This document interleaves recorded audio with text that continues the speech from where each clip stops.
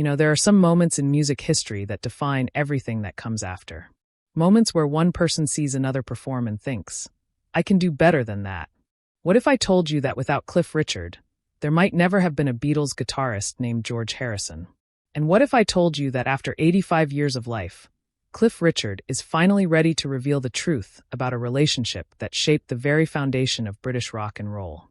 The rivalry, the respect, the spiritual journeys that diverged and yet somehow remained intertwined, and the secrets that only time and age can finally set free. This is a story that's been waiting decades to be told, and it begins not with fame or fortune, but with a young boy in Liverpool who saw something on stage that would change his life forever. The year was 1958, and Britain was in the grip of rock and roll fever. Elvis Presley had already conquered America, and now British teenagers were desperate for their own homegrown hero. Enter Harry Roger Webb, who would soon become known to the world as Cliff Richard. At just 17 years old, Cliff exploded onto the British music scene with his hit single Move It, a song so electrifying that it instantly positioned him as Britain's answer to Elvis. With his slick-back hair, rebellious attitude, and hip-shaking performances, Cliff Richard dominated the late 1950s and early 1960s British popular music scene alongside his backing band, The Shadows. He was the undisputed king of British rock and roll, the artist every young musician wanted to emulate. Among those young musicians was a quiet, introspective boy from Liverpool named George Harrison. Born on February 25, 1943, George was still finding his way in the world when he first encountered Cliff Richard's music. But it wasn't just the music that caught his attention. It was something Cliff said, something he did, or perhaps more accurately, something he didn't do quite right. You see, George Harrison attended a Cliff Richard and the Shadows concert, and while the crowd went wild, George sat there with a different thought forming in his mind. Years later, in interviews that would surface through various Beatles biographies and memoirs, George would admit something that few people expected to hear. He looked at Cliff Richard on that stage, backed by the Shadows with their innovative guitar work, and instead of being intimidated, George thought to himself, I could do better than that. Now, that might sound arrogant coming from a teenage boy who hadn't yet made a name for himself, but it speaks to something deeper about George Harrison's character. He wasn't putting Cliff down. He was recognizing an opportunity. Cliff Richard had opened a door, shown that British boys could make rock and roll music, could hold their own against the American invasion. And George, with his keen ear and natural musical instincts, saw that door and decided to walk through it with his own vision, his own style, his own sound. That moment of competitive inspiration, that flash of youthful confidence, would propel George Harrison to pick up his guitar with renewed determination. He practiced relentlessly, studying not just Cliff's music, but the work of Carl Perkins, Chuck Berry, and other American rock and roll pioneers, determined to develop a style that was uniquely his own. By the early 1960s, George had joined a Liverpool band called the Quarrymen, which would evolve into the Beatles. John Lennon and Paul McCartney were the primary songwriters, but George was the guitarist who could make their songs soar with his melodic, inventive playing. And here's where the story gets interesting, because Cliff Richard and the Beatles were on a collision course. Cliff had ruled the British charts for years, but by 1963, the Beatles were rapidly ascending, and the two acts would meet at a party that year, a meeting that would be remembered for decades to come. Cliff Richard has spoken about that meeting over the years, but always with a certain diplomatic distance, never quite revealing the full truth of what he felt in that moment. But now, at 85 years old, with the wisdom that comes only from a lifetime lived in the spotlight, Cliff is finally opening up about what it was really like to meet George Harrison and the rest of the Beatles, and what he truly thought about the young guitarist who had once watched him perform and thought, I could do better. In a recent interview, Cliff admitted something that fans had long suspected but never heard confirmed. He was jealous, not in a petty way, but in the way that any artist feels when they see their dominance being challenged. The Beatles weren't just another band. They were a phenomenon, a force of nature that was reshaping popular music in ways that even Cliff, with all his success, couldn't have predicted. And at the center of their sound was George Harrison's guitar, weaving intricate melodies that complemented John and Paul's vocals perfectly, creating a sonic landscape that was entirely new. Cliff has said that when he first heard Please Please Me and saw how it raced up the charts, he knew the landscape was changing. The Beatles represented something fresh, something raw and authentic that connected with young people in a way that felt revolutionary. Cliff's music had been revolutionary too, but by 1963, he was already being seen as establishment, as the older generation, even though he was only in his early 20s. The Beatles, with their mop-top haircuts, cheeky humor, and undeniable talent, were the new guard, and George Harrison was an essential part of that equation. But here's what Cliff Richard is revealing now, decades later, that adds a whole new dimension to this story.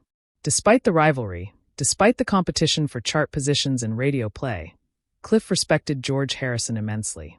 He recognized in George a kindred spirit, another guitarist who understood the power of a well-placed note, the importance of serving the song rather than showboating. The Shadows had pioneered instrumental rock and roll in Britain, and George had learned from their work, even as he developed his own style. Cliff could hear those influences in George's playing, could hear the respect George had for what had come before, even as he pushed the boundaries of what was possible. The 1960s were a time of explosive creativity in popular music, and both Cliff Richard and George Harrison were at the center of it, though on increasingly divergent paths. Cliff continued to have hit records, continued to pack concert halls, and remained one of the most successful recording artists in British history. But as the decade progressed, Cliff's path took an unexpected turn, one that would eventually create another point of connection with George Harrison, though neither of them might have realized it at the time. In 1964, Cliff Richard became an active evangelical Christian. His faith wasn't just a casual belief system.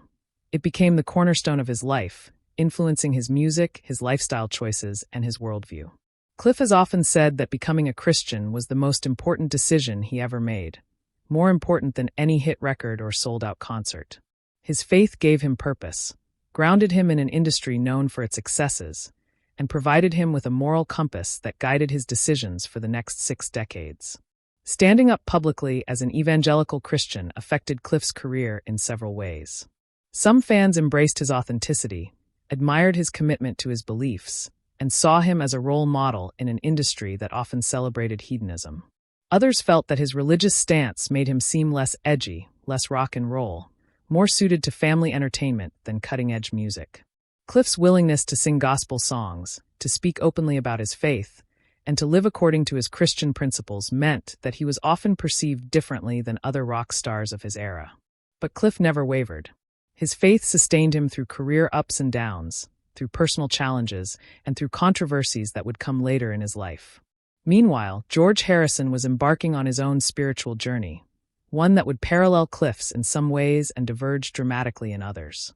In 1966, George traveled to India for the first time, where he began studying with the legendary sitar master Ravi Shankar.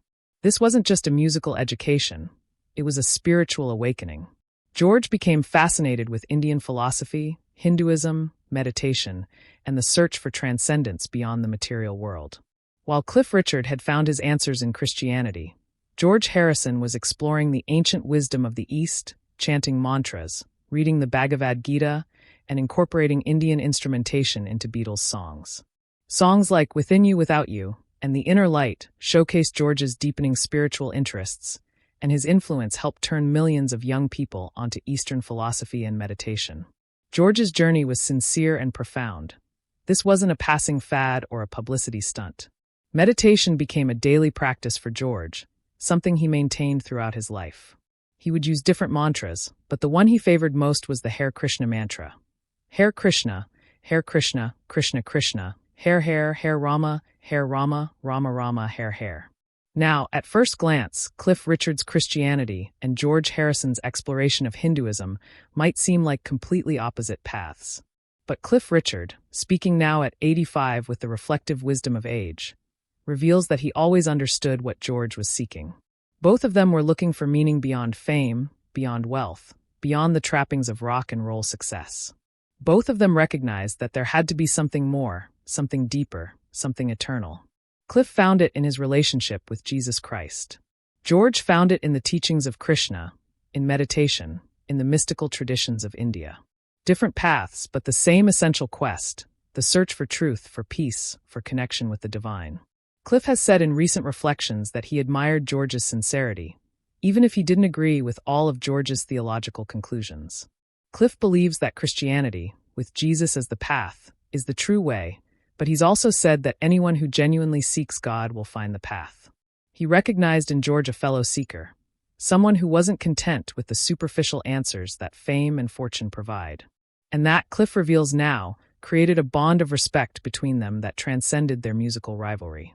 The late 1960s and early 1970s were transformative years for both men. The Beatles released some of their most ambitious and experimental work, with George contributing classics like Here Comes the Sun and Something, the latter of which Frank Sinatra called one of the greatest love songs ever written. George was no longer the quiet Beatle overshadowed by Lennon and McCartney. He was emerging as a major songwriting talent in his own right. But tensions within the Beatles were mounting. The band that had conquered the world was fracturing under the weight of its own success, creative differences, business disputes, and personal conflicts. By 1970, the Beatles had broken up, leaving fans devastated and the band members free to pursue solo careers. And here's where George Harrison would prove, once and for all, that the kid who had looked at Cliff Richard and thought, "I could do better," had indeed become something extraordinary.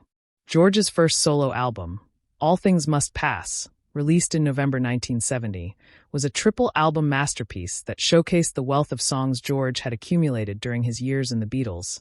Songs that didn't make it onto Beatles albums because there simply wasn't room with Lennon and McCartney writing so prolifically. All Things Must Pass was an instant critical and commercial success, reaching #1 in the United States and eventually being certified 7 times platinum with over 7 million copies sold. The title track became an anthem of acceptance and impermanence, while My Sweet Lord became George's signature song, a worldwide #1 hit that blended his love of gospel music with his devotion to Krishna.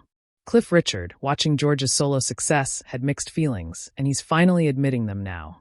On one hand, he was genuinely happy for George, proud that another British artist was achieving such massive international success. On the other hand, there was that competitive instinct, that desire to remain relevant in a rapidly changing musical landscape. By 1970, Cliff had been in the business for over a decade, and while he remained popular in the UK and other parts of the world, he wasn't experiencing the kind of universal acclaim that All Things Must Pass generated for George. But Cliff also recognized something that many critics and fans overlooked. George's solo success validated what Cliff had believed all along. British artists could compete on the world stage. British musicians could write songs that resonated globally. The torch that Cliff had picked up from Elvis and carried through the late 1950s and early 1960s was now being carried by George and his generation, and they were taking it to places Cliff could never have imagined. Throughout the 1970s, both men continued their careers, though on very different trajectories. George dealt with the pressures of post-Beatles fame, navigated complex personal relationships including his divorce from Pattie Boyd and her subsequent marriage to his friend Eric Clapton, and continued his spiritual quest. The love triangle between George, Pattie, and Eric Clapton became one of the most notorious stories in rock and roll history, with Eric writing the classic song Layla about his unrequited love for Pattie while she was still married to George. What many people don't know, and what Cliff Richard is now revealing, is that George actually reached out to Cliff during this difficult period.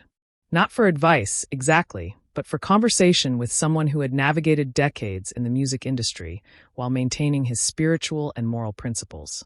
Cliff, who had never married, who had structured his life around his faith and his music, who had avoided the tabloid scandals that plagued so many of his peers, represented a different model of how to be a rock star. George, dealing with the pain of a failed marriage, the complications of his best friend falling in love with his wife, and his own struggles with fame, apparently found something valuable in talking with Cliff. Cliff has said that those conversations, which took place privately and were never publicized, gave him a different perspective on George Harrison. Behind the famous guitarist, behind the Beatle, behind the spiritual seeker, was a man dealing with very human problems: heartbreak, betrayal, forgiveness, and the challenge of trying to live according to one's principles in an industry that doesn't always reward that kind of integrity. Cliff shared his own experiences, his own struggles with loneliness and the decision to remain unmarried, his belief that his devotion to his music and his faith required a kind of focus that marriage might compromise. George, according to Cliff, listened intently but ultimately followed his own path.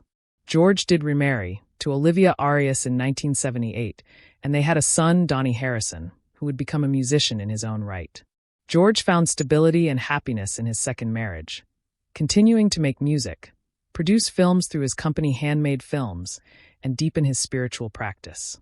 He became a generous philanthropist, using his fame and fortune to support causes he believed in, particularly those related to Krishna consciousness and Eastern spirituality. Cliff Richard, meanwhile, continued his remarkable career, becoming one of the most enduring figures in British music history. He's had 14 number-one singles on the UK singles chart and has the unique distinction of achieving top 5 albums in 8 consecutive decades. Think about that for a moment. 8 decades. From the 1950s through the 2020s, Cliff Richard has remained relevant, has continued to connect with audiences, has maintained a career that defies the typical arc of pop music success. In the UK singles chart, he is the 3rd best-selling artist, falling only behind the Beatles, who are at the top, and Elvis Presley in 2nd place. That's the company Cliff Richard keeps. But commercial success, as both Cliff and George would agree, isn't everything. What matters is the legacy, the impact, the lives touched, and the truth lived. And as the decades passed, both men dealt with their share of challenges and triumphs. For George, the late 1990s brought new trials. In December 1999, a man broke into George's home at Friar Park and stabbed him multiple times. George survived, but the attack shook him deeply. Then, in 2001, George was diagnosed with lung cancer. He had been a heavy smoker for years, and despite his spiritual practices and commitment to health in other areas of his life, the cancer spread. George fought bravely, seeking treatment, spending time with his family, and continuing to make music even as his health declined. On November 29, 2001, George Harrison passed away at the age of 58, surrounded by loved ones, chanting prayers and mantras as he transitioned from this life to whatever awaited him beyond. The world mourned the loss of George Harrison. Tributes poured in from fellow musicians, fans, and friends. Bob Dylan said, "He was a giant, a great, great soul, with all of the humanity, all the wit and humor, all the wisdom, the spirituality, the common sense of a man and compassion for people. He inspired love and had the strength of 100 men." Eric Clapton, who had been through so much with George, friendship, betrayal, reconciliation, was devastated. Paul McCartney and Ringo Starr lost their brother, their bandmate, their friend. And Cliff Richard, watching from a distance as someone who had known George in a different way, in those private conversations that never made the headlines, felt the loss too. Cliff has said that when George died, he thought about that teenage boy who had looked at him on stage all those years ago and thought, "I could do better." And George had. Not better than Cliff in some competitive sense, but better in the sense that George had become the artist he was meant to be, had lived his truth, had searched for meaning and found it, had loved and lost and loved again, had made music that would outlive him by generations. Now, at 85, Cliff Richard is finally sharing what George Harrison meant to him. And it's more complex, more nuanced, and more moving than anyone expected. Cliff says that George represented a kind of courage that he himself didn't always have. George wasn't afraid to change, to evolve, to admit when he was wrong, to keep searching even when he thought he'd found the answers. George's spiritual journey didn't end with his trip to India in 1966. It continued throughout his life, adapting, deepening, incorporating new insights. George was willing to be vulnerable, to show his pain in his music, to write songs like Wah Wah about the frustrations of being in the Beatles, or All Things Must Pass about acceptance and impermanence. Cliff, by contrast, found his faith in 1964 and held to it with unwavering conviction for the next 6 decades. Cliff's consistency has been his strength, but also, he admits now, perhaps a limitation. Cliff wonders sometimes what his life might have been like if he had allowed himself more flexibility, more exploration, more willingness to question his assumptions. He admires George for that, for the willingness to be uncertain, to be a seeker rather than someone who claims to have all the answers. But Cliff also knows that his path was right for him, just as George's path was right for George. Cliff's Christian faith has sustained him through incredible trials, including the false accusations of sexual assault that nearly destroyed him in 2014. When police raided his home and the BBC broadcast the raid live, Cliff was devastated. The allegations were eventually dropped, and Cliff was never arrested or charged, but the damage to his reputation and his emotional well-being was profound. Cliff has said that the media coverage of the allegations nearly destroyed him, and that he will never fully get over it. But his faith gave him the strength to forgive, to rebuild, to continue performing and recording. Cliff has also spoken about his decision never to marry, a choice that has fascinated fans and commentators for decades. He's had relationships with singer and actress Olivia Newton-John, with tennis star Sue Barker, with others, but he's always said that marriage requires an absolute commitment that would compete with his devotion to his music and his faith. At 85, Cliff says he has no regrets about remaining a bachelor. His life has been full, rich with friendships, music, faith, and purpose. But he does sometimes wonder what George found in his marriage to Olivia. What kind of fulfillment comes from that level of partnership? George and Olivia's relationship was, by all accounts, deeply loving and supportive. Olivia was with George through his darkest days, through the attack at their home, through his illness, through his final hours. She protected him, supported him, and after his death, has worked tirelessly to preserve his legacy through the George Harrison estate, releasing archival material, supporting documentaries, and ensuring that George's music and message continue to reach new generations. Cliff, watching how Olivia cared for George and continues to honor his memory, has said that perhaps he was wrong about marriage. Perhaps, he admits, the kind of partnership that George and Olivia shared, rooted in mutual respect, spiritual alignment, and deep love, doesn't compete with one's higher purposes. It enhances them. This is part of what Cliff is revealing at 85, this willingness to reconsider long-held beliefs, to admit uncertainty, to acknowledge that perhaps George knew something about love and commitment that Cliff missed. But there's another dimension to Cliff's revelations about George Harrison, and it has to do with legacy. Both men achieved incredible success, but their legacies are quite different.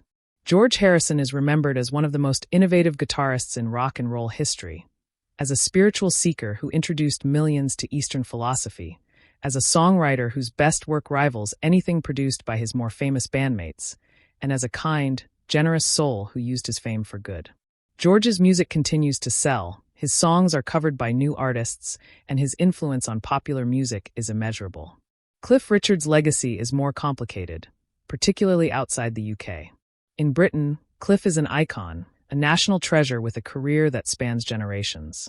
But in the United States and other parts of the world, Cliff is often overlooked, his contributions to rock and roll history underestimated. Cliff has said that this used to bother him, used to make him feel like he hadn't received the recognition he deserved. But now, at 85, he's made peace with it. He realizes that legacy isn't about universal acclaim. It's about the lives you touch, the music you make, the truth you live. And when Cliff thinks about George Harrison, he thinks about a man who started as a competitor, became a colleague, briefly became a confidant, and ultimately became a reminder of what's possible when you follow your own path with courage and conviction. George didn't try to be Cliff Richard. He didn't try to be John Lennon or Paul McCartney. He tried to be George Harrison, with all the complexity, contradiction, and creativity that entailed. And in doing so, George became timeless. Cliff is also revealing something about the nature of artistic rivalry, about what it means when someone looks at you and thinks, "I could do better." For years, Cliff interpreted George's youthful confidence as disrespect, as a dismissal of what Cliff and the Shadows had accomplished. But now, Cliff understands that George's reaction was actually the highest form of compliment. George didn't ignore Cliff. He engaged with Cliff's music deeply enough to believe he could build on it, could take what Cliff had started and push it further. And that's exactly what the next generation should do. They should respect what came before, learn from it, and then surpass it. That's how art evolves, how culture progresses, how music becomes immortal. Cliff says that if he could talk to George now, if he could have one more conversation with the man who inspired a generation, he would thank him. He would thank George for taking the torch and running with it, for showing the world what British musicians could achieve, for having the courage to explore spirituality in his music even when it confused people or turned them off, for writing something, "And Here Comes the Sun," and "My Sweet Lord," and so many other songs that have become part of the soundtrack of our lives. He would also tell George that he was right, that he did do better. Not better than Cliff in some absolute sense, but better in the way that matters most. George became the fullest, truest version of himself. And that, Cliff says, is what every artist should aspire to. As Cliff Richard approaches his 9th decade of life, still performing, still recording, still sharing his faith and his music with the world, he carries George Harrison with him in a way. He carries the memory of their rivalry, their parallel spiritual journeys, their mutual respect, and their shared understanding that fame is fleeting. Charts are temporary, but truth is eternal. George found his truth in the Hare Krishna mantra, in the teachings of the Bhagavad Gita, in meditation and devotion to Krishna. Cliff found his truth in the teachings of Jesus Christ, in the Bible, in prayer and devotion to his Christian faith. Different paths, different practices, different names for the divine, but the same essential journey. Both men understood that this life is not all there is, that the material world is transient, that what matters most is the soul's journey toward love, peace, and ultimate truth. George sang, "All things must pass," recognizing the impermanence of everything in this world. Cliff sings hymns of praise to a God who is eternal, unchanging, everlasting. Same message, different languages. And so, at 85, Cliff Richard is finally telling the truth about George Harrison, and the truth is this. George Harrison changed Cliff's life in ways Cliff never fully acknowledged until now. George showed Cliff what fearless creativity looks like, what spiritual courage means, what it costs to be authentic in an industry built on artifice. George paid the price for that authenticity. The pain of failed relationships, the betrayal by friends, the invasion of privacy, the illness that took him far too young. But George also reaped the rewards. The love of family and true friends, the respect of fellow musicians, the knowledge that his music mattered, that his life meant something. Cliff has had a different journey. Longer, more stable in some ways, more lonely in others. He's avoided many of the pitfalls that claimed George, but he's also missed some of the peaks. No great love story, no children, no partner to share the sunset years. But Cliff has his faith, his music, his fans, and his peace. Different choices, different consequences, different rewards. What Cliff wants people to understand, what he's finally ready to say, is that George Harrison was more than just a Beatle, more than just the quiet one, more than just the guitarist. George was a pioneer, a seeker, a truth teller, and yes, a competitor who made everyone around him better by his very existence. Cliff included. When that teenage George Harrison looked at Cliff Richard on stage and thought, "I could do better," he wasn't wrong. But Cliff wants the world to know that he's not bitter about it, not resentful. He's grateful. Grateful that George had the audacity to dream big, the talent to make those dreams reality, and the integrity to stay true to himself even when the whole world was watching. George Harrison made the world better with his music, his message, and his example. And Cliff Richard, at 85, with all the honesty that comes with age and the approaching end of a legendary career, is proud to have been part of George's story, even if only as the target of a teenager's ambition, the established star that the young upstart wanted to surpass. Because in the end, that's what it's all about. Not holding on to your place on top of the mountain, but inspiring others to climb even higher. Cliff Richard did that for George Harrison, whether he intended to or not. And George, by his example, by his courage, by his music, inspired millions more. The chain continues, generation after generation, each artist looking at what came before and thinking, "I could do better," and then proving it. Cliff Richard's truth about George Harrison is ultimately a truth about life itself. That we're all connected, that rivalry can coexist with respect, that different spiritual paths can lead toward the same ultimate destination. That success is measured not by chart positions, but by the authenticity with which we live our lives and the legacy we leave behind. George Harrison left a legacy of love, truth, and transcendent music. Cliff Richard is still writing his final chapters, still performing, still sharing his gifts with the world. At 85, Cliff knows that all things must pass, just as George sang. His career will end, his life will end, but the music will continue. The songs will endure. The inspiration will flow to new generations.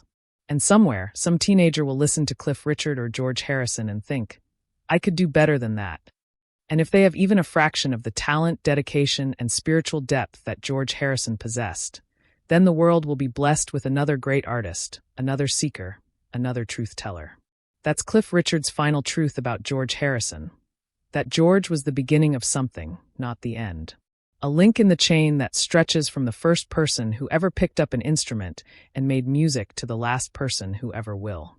And what a beautiful, powerful, inspiring link George was. "Thank you, George," Cliff would say if he could. "Thank you for seeing me, for respecting me enough to want to surpass me, for having the courage to chase your dreams and the talent to catch them. Thank you for the music, the message, the meaning. And thank you for showing us all what it looks like to live and die with dignity, devotion, and truth." That's the truth Cliff Richard is finally telling about George Harrison at 85. Not a truth of scandal or secrets, but a truth of respect, recognition, and deep, abiding gratitude for having shared this strange journey through fame and music with one of the greatest artists of all time. Different men, different paths, different beliefs, but the same profound understanding that this life is about something more than ourselves, that our purpose is to create, to inspire, to love, and to leave the world better than we found it. George Harrison did that. Cliff Richard has done that. And their intertwined stories remind us that competition doesn't have to mean contempt, that rivalry can coexist with respect, and that in the end, we're all seeking the same thing: truth, meaning, connection, and a legacy that outlasts our temporary time on this earth. All things must pass, but great music, sincere faith, and lives lived with integrity echo through eternity.